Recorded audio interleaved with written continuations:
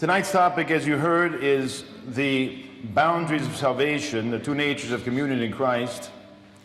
And we're going to be talking about a variety of aspects of this and touching on a variety of things, not necessarily going very deep in all of them because there's so much ground to cover. And I'm looking forward to the question and answer period when you'll bring me your questions and your inquiries, and so we can address more things in that period as well. We're going on most of these talks. Now I'm on the 11th talk here in Australia in the last 12 days or 13 days. And most of our discussions have gone about an hour and 15 minutes for the talk and another hour and 45 for the question and answer. So I'm very happy when that happens because I consider the question and answer to be far more important than the delivery. There's a famous saying from the writings of Saint Cyprian of Carthage, and I'm sure most of you are familiar with it because it is very well known and quite controversial in our day, strangely enough. Outside of the church there is no salvation. This saying has been misinterpreted by many.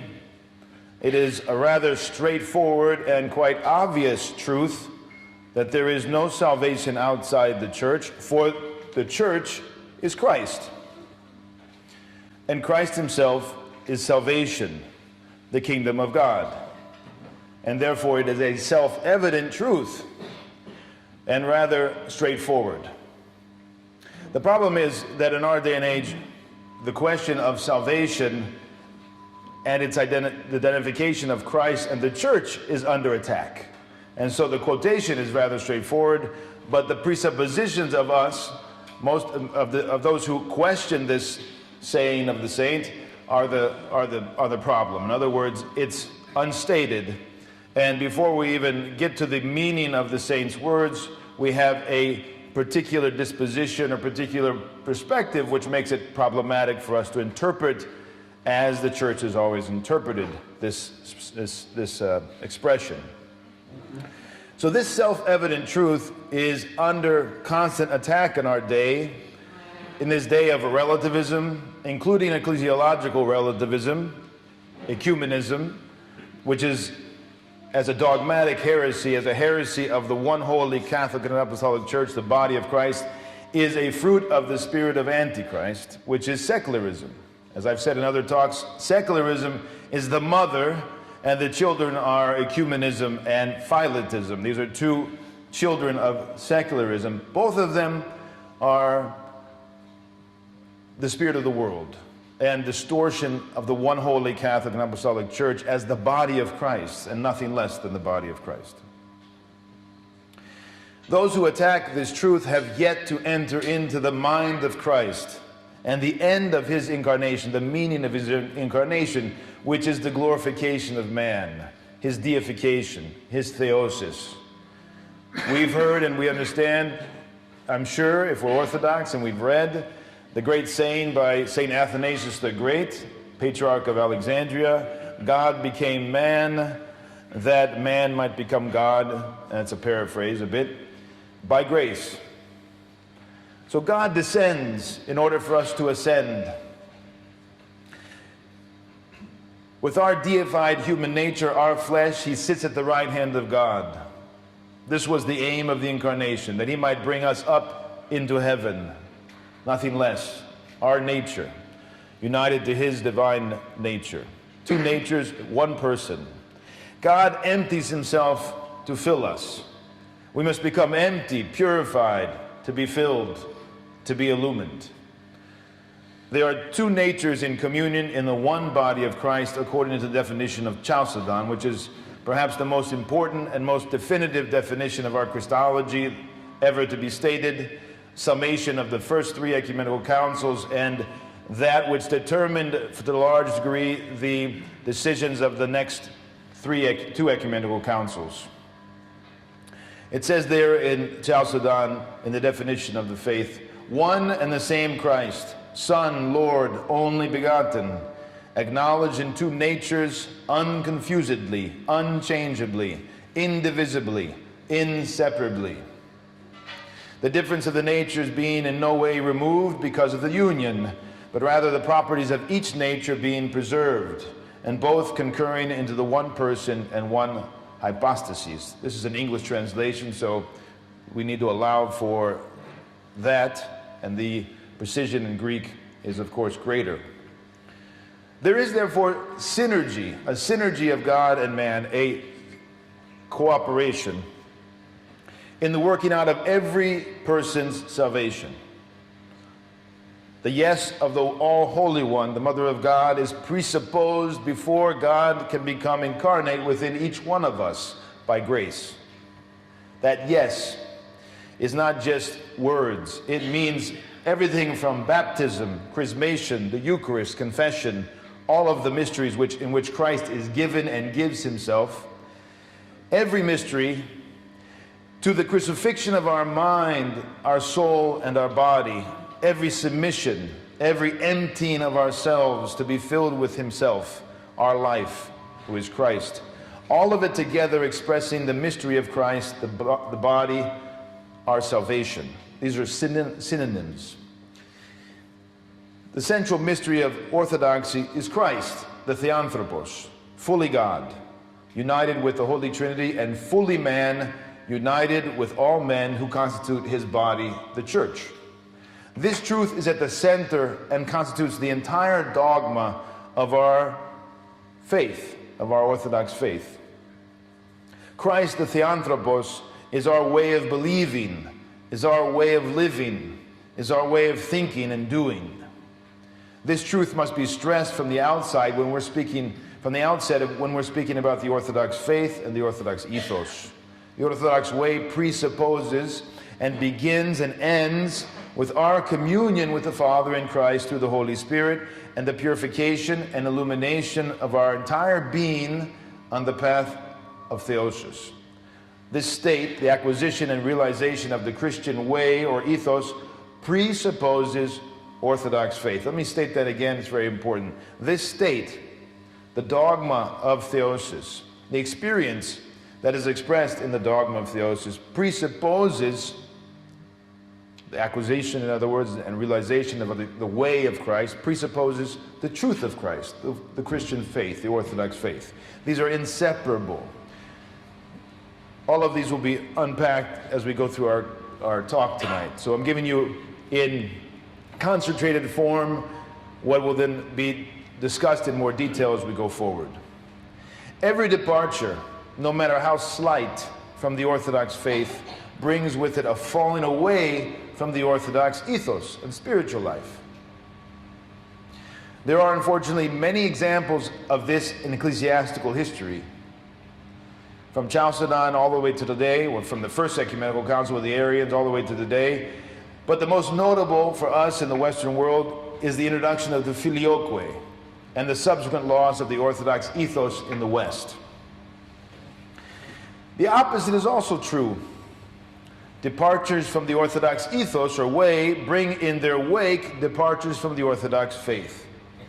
In our own day, this interdependence of dogma and ethos is most apparent in the loss of the ascetic life and ensuring spread of secularism, the very spirit of Antichrist which we mentioned, which has given birth to the ecclesiological heresies which we mentioned. Many do not realize that their ethnic identity, when we're talking about philotism, heresy of philotism, what do we mean? We're talking about ecumenism. It's a dogmatic ecclesiological error as it pertains to the body of Christ, the oneness of Christ, the truth of Christ. Philotism also undermines this one truth, this one Christ, this one body of Christ, by distorting its identity and undermining its Catholicity, that it has the whole truth. So when people see the Orthodox Church in anything but the Catholic, the whole truth, then it's undermined in its witness and in its mission in the world.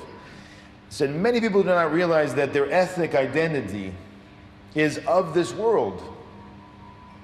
So this ethnic identity we have is of this world, and they will not take it with them into heaven. And thus it cannot be a mark of the church, or even an adjective modifying the noun church, because this is his body. The church when we talk about the church, is his body. And therefore, there's no worldly adjective which can rightly modify the body of Christ, which is an eternal reality. Every ecumenical council, including, of course, that held in Chalcedon, and its decisions are as much about the person of Christ as the body of Christ.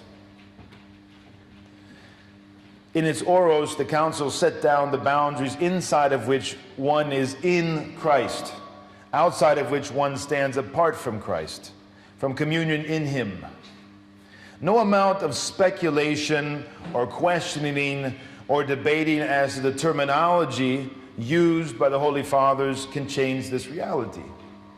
Christ is incarnate in time and space, and one must meet him there or not at all. Let me repeat that. Christ is incarnate, Christ is met in time and space, and one must meet him there where he is in the church or not at all. There's no other option. Every departure from Christ, whether on account of heresy or in schism, can only be repaired by the way of Christ, which is repentance. The way back to the way is Christ himself. There's no other way that we can come to Christ but through repentance and in Christ. These things go together. The methodology, in other words, and not only the content, must be Christ. For he is the way as well as the truth, and both are necessary if one is to have the life. The Holy Fathers established the boundaries, and here I want to do a little bit of etymology and help understand why it is a question of boundaries. In the ecumenical councils, the term used for the decisions of the ecumenical councils was the term oros, and that means it's translated as boundary. So when the Fathers dogmatized or said, this is the faith, they were laying down the boundaries of the church, and they were saying, outside of this, outside of these boundaries, you must not go. You must not speak of Christ in any other way or in any contrary way, because you're outside of the salvation, which is Christ, which is the church. So the question of the Holy Trinity, the question of the divine humanity of Christ, the church and the doctrine of the church, these are all defined, laid down, the boundary rather, not defined in terms of a rational explanation, but they're the marks around which you must not go in terms of this confession are given in the ecumenical councils. The boundary between the church and schism, between orthodoxy and heresy, these boundaries are essential for us as Orthodox Christians. They're presupposed if we're going to lead the Orthodox Christian way of life. They cannot be set aside. And within these, the salvation of mankind is worked out. If we do not confess them, the salvific nature of these boundaries, if we do not confess that these boundaries are given for our salvation and essential, we are not following the Fathers, but we are wandering outside on the broad path. And that's the literal meaning of plani in Greek, or prelest in Russian. That's the literal meaning of being in delusion. We translate it as delusion or as spiritual confusion, but it's literally wandering without a purpose, without understanding where we're going. That's what happens when you set aside the boundaries of the church and the boundaries laid down by the Holy Fathers. Let me give you two examples of this in the Scriptures. Taking two examples from the Scriptures to explain how important this is in our life. The one is the prodigal son. Prodigal son comes to himself and he understands that he is outside the boundaries of salvation. He's outside the Father's house. He comes to his senses, he realizes that because there's a distance and there is still an identity, and there's a clarity in terms of the identity. He knows he must return. He must trust the Father. He must not trust himself, but he must come back to the Father. He's there in the midst of sin. That's what the food of the pigs and and being amidst the pigs, that's what that represents, that he's in the midst of sin and delusion. And so the presuppositions of coming back and being in communion are faith and trust and repentance. Those are the presuppositions one has to have in order to, if you're going to return to communion, being outside of communion. If those boundaries are blurred, if the presuppositions are neglected, if he did not know that he was far from the Father's house among the pigs, there's no return possible. He must come to this sense, and he must identify that he is far from the Father's house. The devil is always seeking to blur these boundaries precisely because he knows this is how you keep people far from the Father's house. If he does not understand that he's outside the communion, but he is led to believe that he's in communion amidst the sin that he's committing, then of course salvation's cut off for him. He cannot come back. And this is exactly what's happening in our society today. We have people coming and insisting that the Orthodox Church agree that sinful action, deluded things, deluded ideas about God are acceptable, and within them one can find salvation. It is as if they're saying, bless us and give us communion in spite of our distance, in spite of our sinfulness.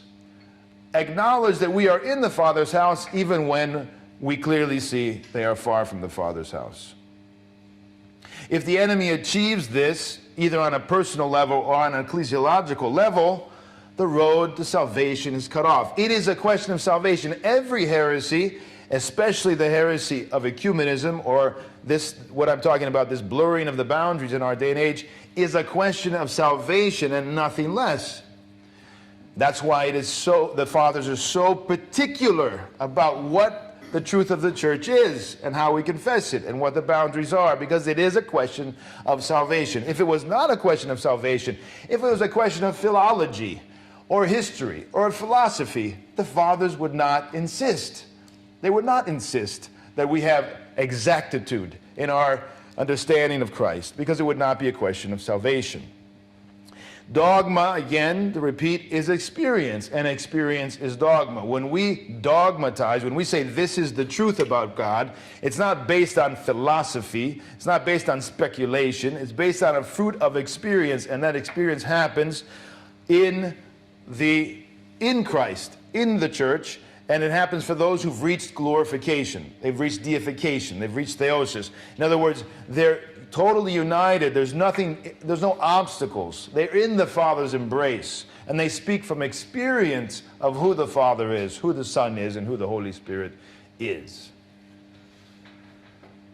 In the Old Testament, we see the same kind of zeal for the boundaries, precisely because it was an issue of salvation. That if the people of God had not maintained their identity, they had become merged with the idol worshippers. What would be the consequences? The mother of God would not be the fruit of their faithfulness, the faithfulness of the righteous of the Old Testament. In other words, it was a question of salvation. Everything the Lord did, the Logos did in the Old Testament, was to bring the people of God, the people of Israel, to a point where they could then bring forth the mother of God. And so the incarnation can come, and so the whole of humanity can share in this, the Messiah's proclamation and his own life eventually in Pentecost. And so the Lord says to Adam from the very beginning, laying down the boundaries, you can eat of these trees, but this, nothing. There is no blessing. That is the boundary that I lay down for you. You want salvation. If you continue in this path and you obey me, it was a question of obedience, not a question of fruit. It's a question of obedience. It was ascesis. It was the ascetic struggle that would lead from purification to illumination to deification for Adam and Eve. They would have continued, and the devil knew this, they would have continued and they would have become solidified in eternal communion with God. They would have matured, as it were, in the spiritual life. And so this was a test. Obey. Do not eat of that tree. There are limits. And those limits presuppose when we have to observe those limits. We have to submit ourselves to God. And this brings about humility, which is a characteristic of God. All the things that the Lord does, every commandment that he lays down, have one purpose, and that is to bring us communion, to increase in us the grace to save us. All of those virtues are to go from the image to the likeness. Right? We're given the image, we have to go to the likeness. And so that was the same from the beginning with Adam. The enemy understood that within the boundaries set down by the Lord in the paradise, obedience, trust in God, they will grow into theosis, and he will not be able to achieve success. So he immediately acted, and he came close. He opened a dialogue with them.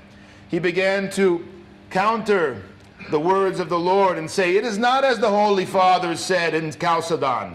It is as I say. This is the same voice in the beginning and in the middle and at the end of history. Do not listen to the Father's voice. Do not listen to Christ's voice, the commandments of the Lord, the boundaries set down. There is another way. There's another path up the mountain. How do we hear that? That's what we hear all the time today. There are religious leaders, from the Pope to the imams and all in between, saying to us, there are many paths up the mountain. One not need to accept Christ, the church. There are many paths up the mountain. This is the voice of the enemy. Do not listen to the commandments. There are many paths up the mountain. The religions are all given by God, as they said just a few weeks and months ago. The boundaries were established by God, with the lie that you will be gods without obedience. That's what the demon said, the devil said. Do away with the boundary between God and man. He said, yes, you will be like God, but not by the way of God. You see how he did not lie to them ultimately. They would have been like God if they remained in obedience. He's saying, don't go the way that they showed you, the Lord showed you. Choose another path. He says the lie, not concerning just the end of our life and the meaning of our life, but he says you can do it without God. You can become God without God. It's the same lie that we're hearing today. You can become saved without the church. The church is Christ. Not by grace, the demon said, as in the incarnation, but in disobedience you'll become gods. And this is exactly what the modern world is all about. It's becoming heaven on earth, utopia without God. Setting up this world, perfecting this world. You have insane people trying to create immortality by scientific means and all the rest. There's a whole spectrum of this same lie again and again throughout history. After the fall of man, after the loss of the presuppositions of communion in paradise, the Lord established another boundary between them and paradise. You will no longer enter, he says to Adam and Eve. You will no longer enter here. Many struggle with this supposed strictness of God, as if God threw them out. You see, they blame God. God threw them out of paradise. Why didn't he let them be? Of course, there was time for repentance, and they did not repent. He came to them, and they made excuses. They turned away from his communion, as if God rejected them. They complain, and not they God. It's the same thing going on today. Today, we observe many who, for example, when the priest says to someone, you are not to commune, you have not the presuppositions of communion, you are not prepared to commune, you're not able to be married in the church, and all the rest. They say, you are keeping me out. But in fact, it is they who have chosen, because they have not fulfilled the presuppositions of trust, obedience, repentance. And the voice of God comes and says, you have chosen this path, here are the fruits of this path. And if he had not insisted on the fruits, what would that have meant? Could they have entered paradise without God and communion with God? it would actually mean that God was unloving if he allowed them back into paradise. You see the exact opposite of the lie of the devil. When the priest says it's not for you to commune, it's loving on the part of the priest for those who are not worthy. And the world says he's unloving because he does not allow him to commune when they're not prepared. The exact same thing. God would have been unloving, not loving, to put them back into paradise. When he refused entry into paradise, it would have been a lie to put them there in their state of disobedience, back where communion was impossible. It would have been a lie to allow them to continue, because what would have happened? They would have been eternally out of communion with God. Death now comes, in spite of it being the fruit of sin. He allows for it, and he transforms it, and he brings an end to death, eternal death. He brings an end to sin by death. He transforms even death. And so now we have eventually the Messiah coming and dying and then rising, and now death becomes, for those who are obedient and listen, a doorway to heaven and not the end. If he had allowed them back into paradise, they would have been strangers in paradise, and they would have been distant from the Father's house. They would have had the false security of being in paradise without communion. This is what people are asking for us today. The priests and the bishops. Give us that false security. Tell us we're in without us being in, and then sealing their eternal damnation and separation from God. This is the lie of the enemy. Many seek this today in our day. Many seek to have communion without repentance, without return, without fulfilling the presuppositions. They want to be at one at the same time in exile, in the muck of sin, amidst the pigs, eating food intended for animals, the irrational animals, and in the Father's house, a son robed in glory, eating of the heavenly banquet, prepared for divine humanity, for the glorified. This is the work of the enemy. This is the doing away with boundaries. This is his modus operandi. This is the way he works always, and so much so in our days. Here are some examples today of how he's working to do away with the boundaries on many levels. In terms of orthodoxy and heterodoxy, we see him struggling to bring us to identify orthodoxy with heterodoxy. We saw that in the Council of Crete, and the very lamentable text there that was having to do with the state of the heterodox. We saw a phrase there which was to identify heterodox and church. For us, in a dogmatic setting, in the Council of Bishops, church is body of Christ. Church is Christ. Church is orthodoxy. There is no other kind of body but a right-believing body. There's no other kind of body except Christ's body.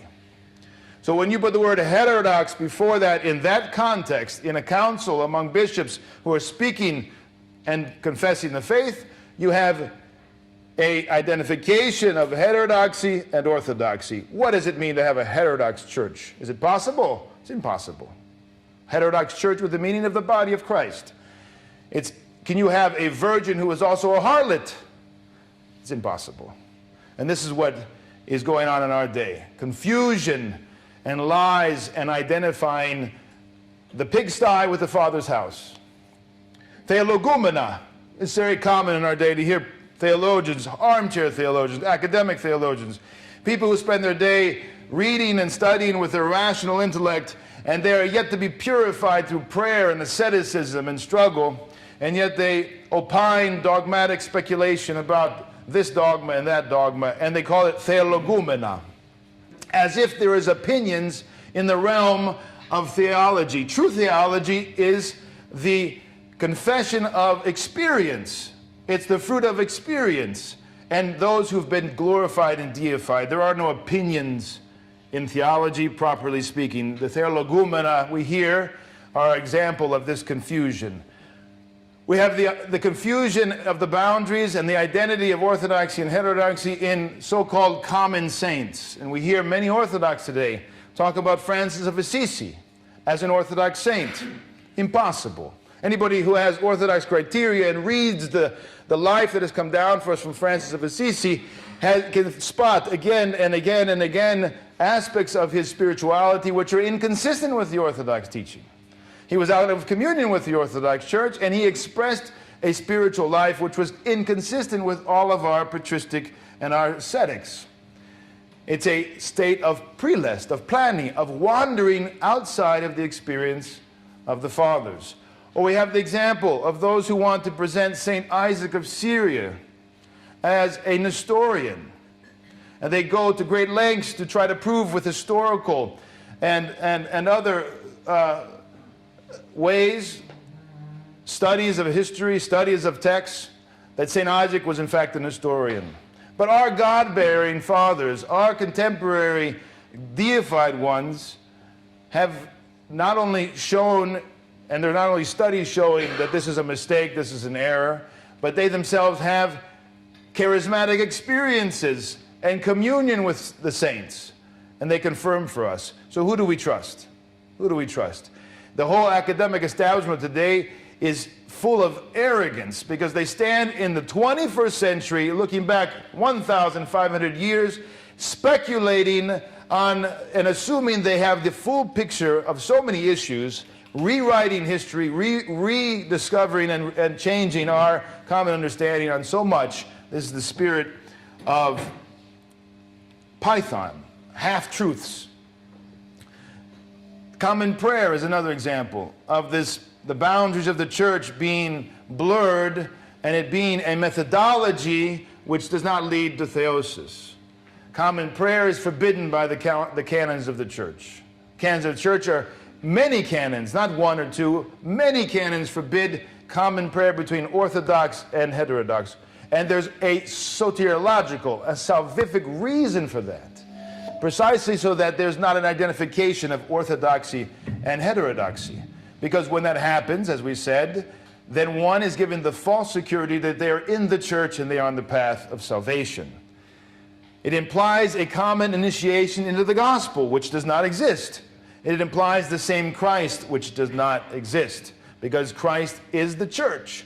And those who are not initiated in the life of the church, they can follow Christ, they can love Christ, but they cannot put on Christ in the mysteries. And that is the mystery of the incarnation of the church throughout the ages. And there's also another example of the common cause. Many times, not always, but there are many times when we have common cause with heterodox which are violating the boundaries of the church because they give the impression of having the same identity. When that common cause is done and the identity is to those who are outside seems to be the same, then we have confusion of the boundaries. I'm going to give you quickly two examples in depth, a little more academically, to show how this reality that I'm explaining to you, this temptation, this confusion of the boundaries of the two natures of Christ in the church and our salvation, our synergy that happens in the church, how this is being worked out in contemporary ecumenical dialogue and the ecumenical scene.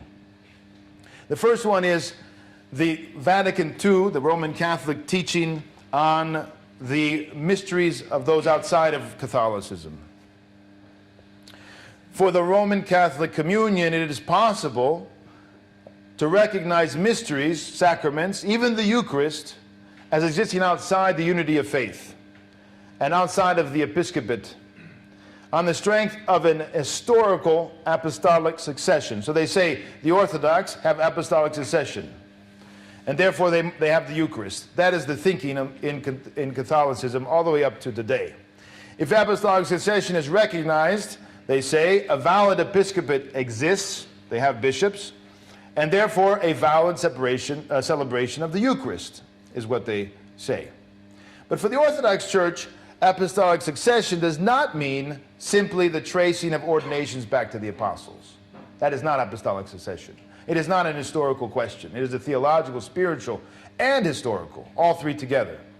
Together with this historical inheritance must be combined a spiritual and dogmatic inheritance, namely the Orthodox faith. The faith is the parakatathiki, the deposit, that which has been given to us from the apostles, from our Lord, from the apostles and the fathers, that has been alone guarded by the one church. Where there is no Orthodox dogma, the church is not in a place to speak of the existence of mysteries. Moreover, according to the fathers of the church, the Orthodox dogma is never separated from the spiritual life. You cannot separate spiritual life and truth, dogma and ethos, asceticism and the faith. Where there is erroneous dogma, there also exists an erroneous spirituality and vice versa. Maintaining the entirety of the authentic Christian faith and practice is possible, however, only within the boundaries of the one body. That's what it means for us to have authentic Christian faith and practice. It means that we are in Christ in the one body. Therefore, for the Orthodox Church, authenticity hinges upon both the expressing of the Orthodox dogma and the fact that the mystery lies within the boundaries. That is, it is of the church. The Orthodox insist that the home of authentic grace is that body which alone has obediently and faithfully adhered to Christ's original and unadulterated institutions of faith and practice. The Orthodox see no grounds for the fragmentation that insists only on the intention of a given sacrament, apart from the intention and the realization of maintaining the entirety of the authentic Christian faith and practice. This is what Roman Catholicism allows, that if the intention is there, this is in the Council of Trent in the Middle Ages, if the intention is there, if water is used, if the words are used from the sacrament of baptism, a Muslim, a Jew, an unbeliever, a heretic, according to Trent, can baptize, and baptize into the one church. That is a dogma, a canon, and in fact, if you do not say that, Trent anathematizes you. That is a hard and fast belief now for 500 or more years in Catholicism. This is absolutely inconceivable when taken in the Orthodox fullness. The Orthodox fullness meaning that it cannot be fragmented, legalized in such a narrow way. It's not based on only the externals or the intentions. It is an incarnate reality. You have to be grafted onto that to be a part of it. In lacking the distinction of exactness and economy that Orthodox Church has, we have this akrivia or exactness and economia in the Orthodox Church. The way we understand the mysteries and the boundary and the nature of the Church, it's lacking in the Latin confession. They place excessive emphasis on the external form of the mystery at the expense of the right faith that endows it with life, of which this form must always be the practical expression. The faith is expressed in the form, and it runs the risk of lending a kind of magical efficacy to the formal celebration of the mystery. Unfortunately, if we're honest, we have been infected by this kind of magical efficacy. We also have been infected by the Latin legalistic mind in the contemporary Orthodox Church. Not all of us, God forbid, but it is definitely a problem that we have priests and others who think of the mysteries as magical or legalistic, not unlike the Latin West. So the fatal error here is that on the basis of the legalism characteristic of Latin theology, there's a jarring loose of the form and the practice from the right faith and the confession, as if the former has in and of itself value when separated from the latter. If that which is authentic is that which is acceptable within the body of Christ, an historical apostolic succession cannot make a Christian body authentic. Rather, it is the church, the body of Christ, in which alone the Orthodox faith is both confessed and lived, that makes orders, episcopate, authentic. It's the cart before the horse. They have the externals, they have the episcopate, therefore the church exists. No, it's the church first, and then those externals, and then the grace is given to whatever externals, whatever the mysteries are. For communities that have fallen away from the Orthodox Catholic faith, an agreement in faith, the Orthodox Church cannot raise the problem as to their validity as churches. We don't talk about validity in the Orthodox Church. It's very common among the heterodox. Because outside the fullness of tradition, outside the truth of orthodoxy, which is manifest in history, we cannot know or acknowledge or recognize validity, which is a very legalistic way of looking at this. Outside the tradition, we simply know nothing of validity or invalidity. It's immaterial for us. So the Orthodox Church does not recognize valid Eucharists on the strength of valid episcopates separate from the entire Christ. It makes no sense in the Orthodox context. It's one organic whole, all of it. Faith, life, dogma, ethos. It's all organically connected. The two natures of Christ are one in the person of Christ. The human and the divine cannot be divided. And all of that which goes to make up the church is organically one. So outside the unity of faith, manifested in full agreement in faith, in which the one holy Catholic and Apostolic Church is known and recognized as one and the same in every Eucharistic synaxis around the world, the Orthodox local churches, they see themselves as if in a mirror. Christ here, Christ there, because the Eucharist is one and the same. When we don't see Christ in the local church, when we see something distorted, then communion is no longer possible. And that's exactly what is the great danger today with this fiasco in Ukraine. That we are stepping closer and closer to saying, one local church saying to the other, I don't recognize Christ in you. I don't recognize the fullness of the faith. There's something wrong, and that is a tragedy. And we have to pray that it does not go to that level. Mysteries are unrecognizable apart from the mystery of the church. Mysteries, meaning sacraments, are unrecognizable apart from the mystery of the body of Christ, which is only made known to those within, according to the word of the Lord. Unto you, he says to his apostles, is given to know the mystery of the kingdom of God. But unto them that are without, all these things are done in parables. For the kingdom is nothing but the Lord himself. Where there is not full Catholic, Orthodox agreement in faith, the Christ of the mysteries remains unrecognizable. For the identity of Christ is not ascertained using superficial, external, and legalistic criteria, but within the unity and the mind of Christ, who is the truth. The second here, I don't know what time I have. I have no idea what time we started and how much time I have. But I want to finish with this next example. It's a little bit of a lengthy example, but it's hopefully going to be very helpful to all of us to identify grace inside and outside the church. What's the difference? We're talking about grace of God in the church. We're talking about the grace of God outside the church. There's, of course, grace is everywhere in creation, not just in the church, but it's not the same. And what is it? What's the difference? To recognize an efficacious salvific baptism among schismatics or heretics is of necessity to recognize the presence and activity of the Holy Spirit in such a baptism. In this case, no distinctions are made between the activity of the Holy Spirit within and outside the church. This is what's happening in the heterodox world, especially in Catholicism. Talk about baptism, of course the Holy Spirit is present. There's no distinction between the presence of the Holy Spirit and what it's doing in the church and that which is doing outside the church. And this distinction not being present in traditional Catholic theology makes it very hard for them to discern. Impossible. Indeed, it is clear that contemporary ecumenists believe that the same salvific and sanctifying activity of the Holy Spirit they see at work among those fully incorporated in their church, whatever church it might be, is at work also among those who are not in perfect communion. So this indiscriminate referencing of the Holy Spirit's work within and outside the church is indicative of both a crucial deficiency underlying their vision of the church and the drawing of new, indiscernible, if we can say that, boundaries around the body of Christ. So they're redefining the boundaries of the church in their recognition of baptism being outside and yet the Holy Spirit being there. It's a new understanding of the nature of the church. So this ecumenist ecclesiology was drafted precisely for the purpose of moving away from the sharp distinctions drawn in the past.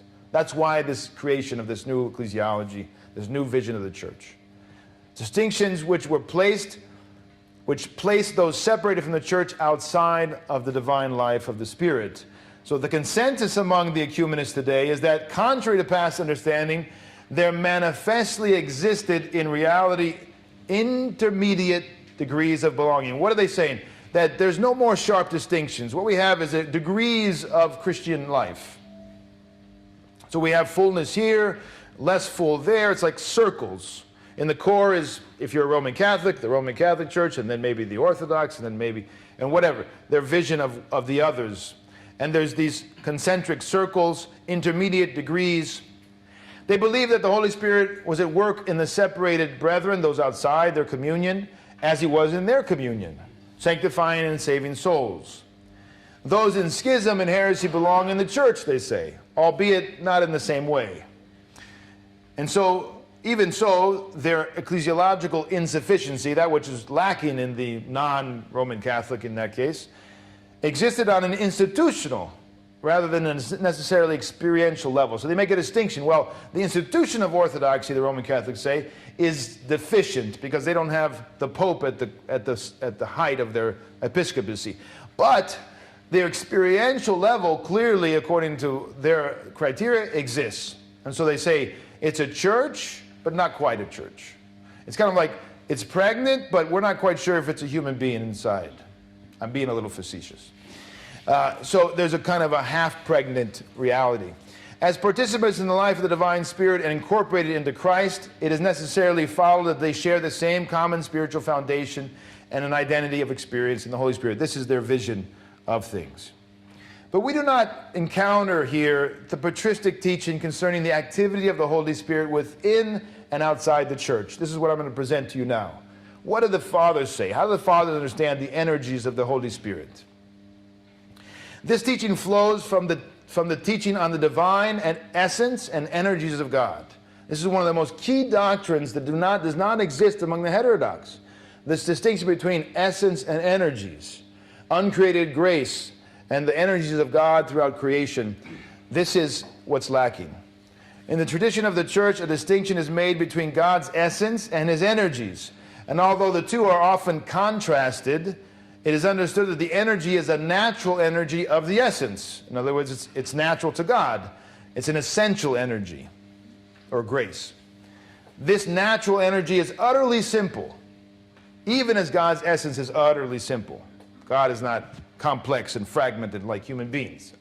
Nevertheless, one finds in the works of the Holy Fathers, such as Gregory the Theologian, or St. John of Damascus, and St. Gregory Palamas, that this simple energy, and I'm going to say the Greek term, for those of you who know Greek, merizete, ameristos, and meristis. In other words, is indivisibly divided among individual creatures. That's how they understand the working of the Holy Spirit. It's indivisibly divided, so it's divided but without division. It's a paradox. The Orthodox Fathers love paradox. That's how they understand this mystery, which is beyond our rational understanding. Among individual creatures. So each one of us, each human being, inside or outside the church, receives the grace of God depending on the presuppositions. And this is very important when we're going forward. How the divine Spirit works, what he does. This means that it is one and yet has many consequences. This Holy Spirit is one, and yet there are many consequences, many resultant energies, and this energy of God is present throughout creation. This one energy exists in each thing has one energy, and within each of these energies, all of God is present. You know that when you commune with the body and blood of Christ, the priest does not say, you now commune a part of the body of Christ. The servant of God partakes of the body of Christ because it is indivisible. It is one and always one. No matter how it is given, it is whole. There's no divisions in that sense, in terms of its essence, but they are indivisibly divided. This is how the Fathers understand it. In spite of this energy being simple, differences can be perceived between God's creative or providential energies and his purifying, illuminating, and deifying energies. These distinct forms of the one self-same energy of God are not identical. If they were identical, in other words, if the energies were identical, the actions or the operations of the Holy Spirit in creation were identical, then all of creation would partake, for example, of God's glorifying, deifying energy. Is all of humanity deified? Is all of the Orthodox Church's members glorified, deified? No. Therefore, there are distinctions. They are not identical, the actions of the energy of God. We know from the Church's experience of the grace of God that there is a difference between the illuminating grace of God and the deifying grace of God. We know this because not all have reached theosis. The distinction of energies is also apparent in the Church's preeminent prayer to the Holy Spirit. What do we say? We call on Him who is everywhere present and filleth all things, and we say, come and abide in us and cleanse us. So He's everywhere present, and yet there's something different.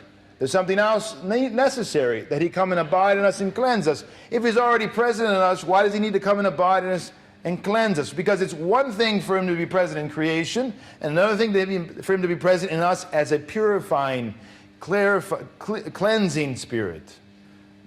The energy of God works differently, depending on the presuppositions.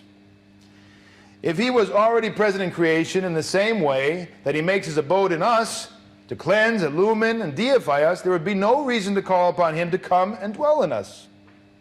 So there's a great difference between His creative, His providential energies, which pervade all creation, and His illuminating and deifying energies, which only dwell in those who have been purified and illumined in baptism, chrismation, and persevere in the unity of the body, exchanging the kiss of peace and communing of the immaculate body and blood of Christ. Those three mysteries, which are the process of initiation of the body of Christ, open up to the believer the purifying, illuminating, and deifying energies of God. Those are the presuppositions.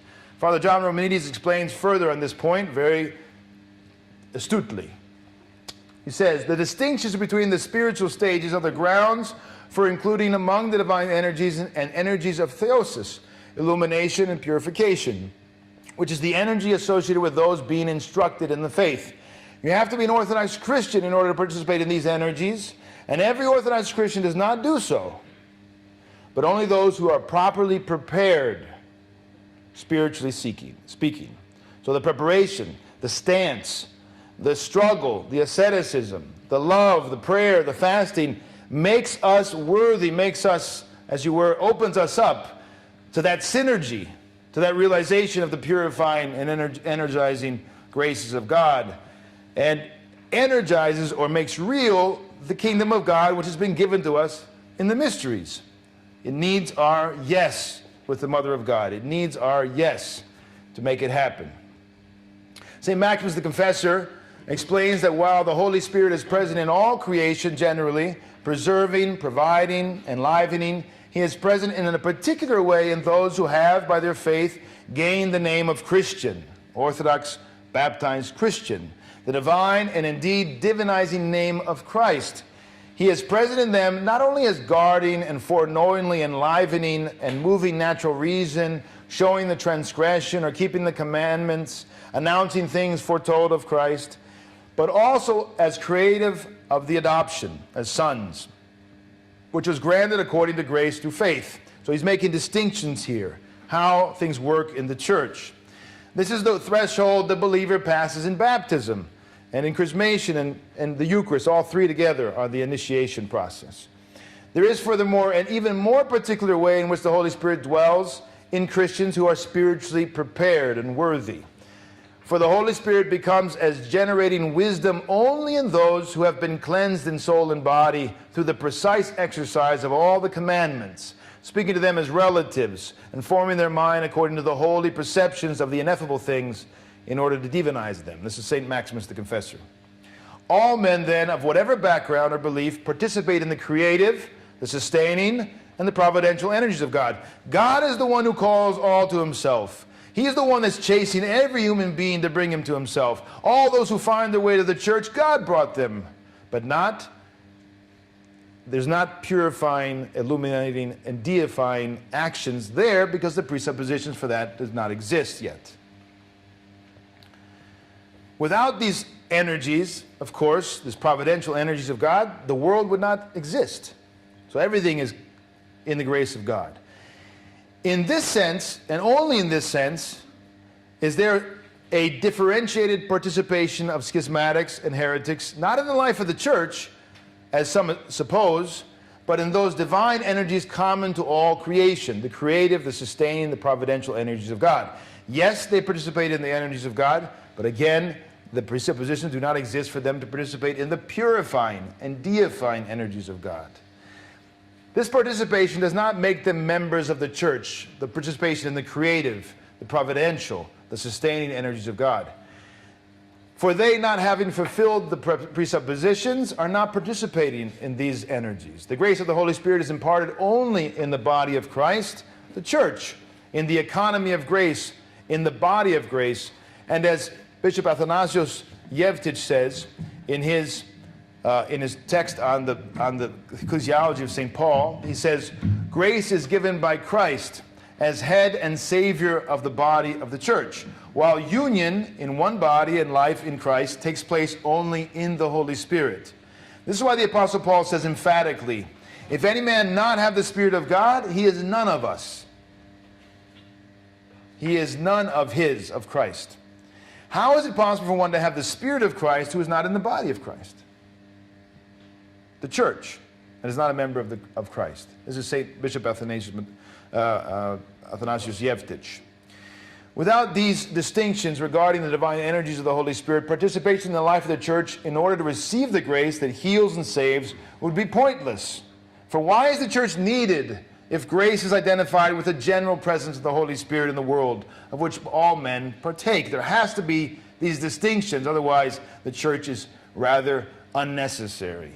It is popular among ecumenists today to hold that since the separated brethren are rightly considered to be ignorant, invincibly so, it says in the Roman Catholic text, that is, they're unable to know Jesus Christ or the Roman Catholic Church in their theology as the one church, they are therefore not guilty of the sin of schism or heresy. In other words, today Catholicism says because they aren't responsible for the schism, or they're ignorant of the reality of Catholicism being the one church, according to them, they're not guilty of anything, and therefore that which applies to schism and heresy is not applied to them.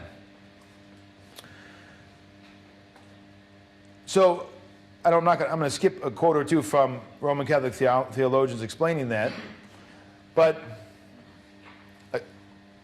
according to their beliefs, according to the righteousness and participation in some of the sacraments, that's what they claim, baptism mainly, chief of which is baptism, those who do not belong to the Roman Catholicism still belong to the one church in a variety of ways, according to this system of concentric circles that I was telling you about earlier. This idea that it's less and less. There's a core which is full, and then it gets less and less as you go further away from Catholicism. This is their idea of the church. At the center of the circle, of course, is Catholicism, and then they have the others. And in harmony with this idea, the Ecumenist ecclesiology holds the following. It says, quoting one of the major theologians, where God touches someone, he says, where the Holy Spirit leads a person towards a future conversion, the church is already present. So he's making no distinction of grace and divine energies inside and outside of the church. He says, wherever one is just touched by the Holy Spirit to come on the path to God, just a little bit, the church is present, he says. The sacraments given outside of the Roman Catholic Church, he says, have a natural tendency to invest some corporal appearances. They give some sense of the body, he says. This means that every action of the Spirit is part of this process of building up the body of the church, which is thus always visible, though we do not always recognize it. So he's saying that somehow we don't recognize the body, but it's present. So there's this strange dichotomy of the church being and yet not being recognized. It is not surprising that these concentric circles of the church extend to every human being, even to the righteous among the unbaptized, according to Catholicism, insomuch as they receive grace that is a beginning of the body of Christ. This theologian says the body of Christ is always visible, although not always recognizable as such, and non-Catholics belong to it in various degrees. So here are very sharp distinctions and diversions from the patristic vision. The body of Christ and the one holy Catholic and Apostolic Church as an institution with the mysteries marking her boundaries are not identical. So they have a distinction here. They said the body of Christ is this, and the marks of the church, one holy Catholic and Apostolic, are this. So now they're not identical anymore. You can be a part of the body of Christ and not be a part of Catholicism. The body of Christ is said to be visible but not always recognizable. So that's very strange. It's visible but not recognizable. Membership in the body of Christ, what it means to belong to the church, is somehow extended to those who are not yet initiated. So you can be a part of the body of Christ without being initiated into the one church. Very strange. All these are notions which are incompatible with the Orthodox patristic vision of the church. They all share the same erroneous supposition. This is very key to our understanding of the difference between Orthodox ecclesiology and heterodox ecclesiology. They all have this idea that grace, that all grace, in any shape or form, initiates into the life of the church. That all of God's energies in the world are purifying, illuminating, and deifying. There is, in fact, no distinction in Roman Catholicism of these kinds of actions of the Holy Spirit.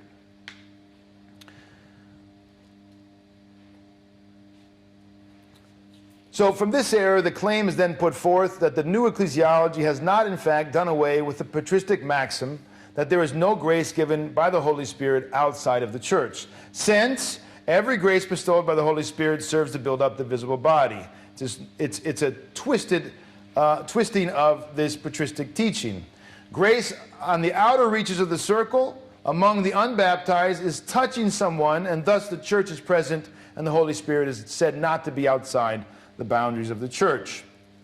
But such an idea of the church can only be accepted if we disregard the distinctions of the divine energies. But not only those, also the unity of faith, apostolic succession, and faith, and the life of unity centered in the Eucharist. In other words, by accepting that idea, we've destroyed all of these other presuppositions: unity of faith, apostolic succession, faith in the church, the unity of the church, the Eucharist as being essential for participation into the body of Christ. According to the Orthodox patristic teaching, the body of Christ is built up not with every action of the Holy Spirit, but with the Spirit of our God. But when the Spirit of our God, by the Spirit of God, man participates in the human nature of the incarnate Son of God through baptism. In other words, it's not every action of the Spirit, but when in the Spirit we participate in the Son of God in the mysteries. That's when you begin. It says, the Apostle Paul says, by one Spirit we're all baptized into one body, and have been all made to drink into one Spirit. You see, St. Paul is identifying the one Spirit with the one baptism, and that's the beginning of our life in Christ. I'm going to try to end it because it's quite a bit, and I don't want to tire you, but I'm going to give you the last bit of patristic text so you understand how these things work in the church. The teaching, the basic patristic teaching on the grace of God before and after baptism is explained by Saint Diadocos of Photiki, and he says the following: before baptism, grace encourages the soul towards good from the outside, while Satan lurks in the depths, trying to block the intellect's, the nous, way of approach to the divine. From the moment that we are reborn by baptism, the demon is outside and grace is within. So the threshold is baptism and all the other mysteries of initiation. Only when men have passed through this purification can they receive the grace of God, which illumines and deifies.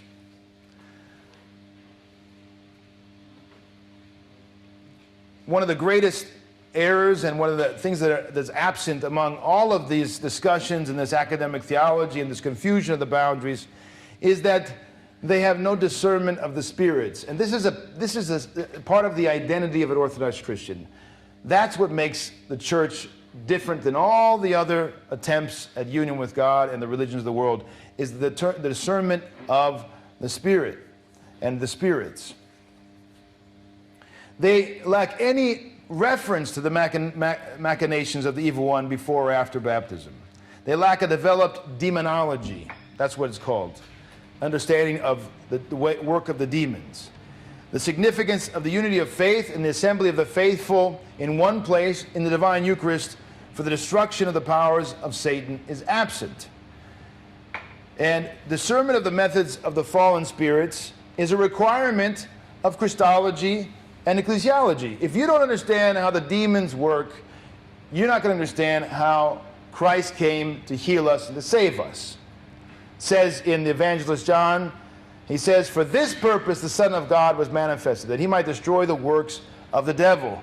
So the manifestation of the Son of God, Christology, and therefore ecclesiology, what the church is, you have to understand that it came to destroy the works of the devil. And so if you don't understand how the devil works, you also will not understand what the purpose of the incarnation was. These things go together. And it is very instructive that it's absent from all of these discussions. There's no discussion in the Vatican II documents, for example, of demonology, of what the demons are doing. There's no sense that the Lord came to put away the works of the evil one.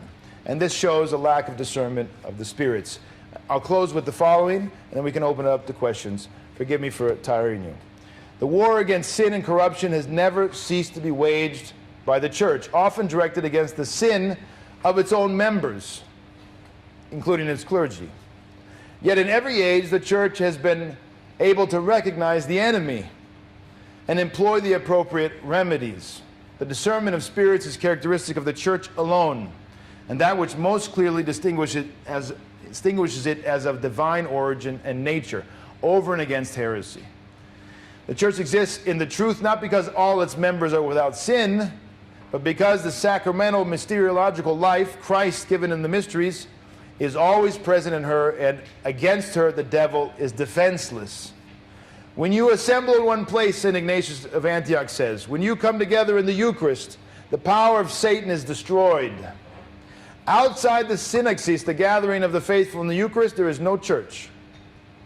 There is the rest of humanity being carried to and fro by the prince of this world, and only God can know if there is any salvation. That's Father John Romanides. This shows you that everything I've talked about in terms of the boundaries has to do with the salvation of the world, of our salvation, and that's why it's so essential and important that we understand it and we defend it and we confess it and we keep the boundaries clear, because it's a question of salvation. Thank you very much for listening to me tonight.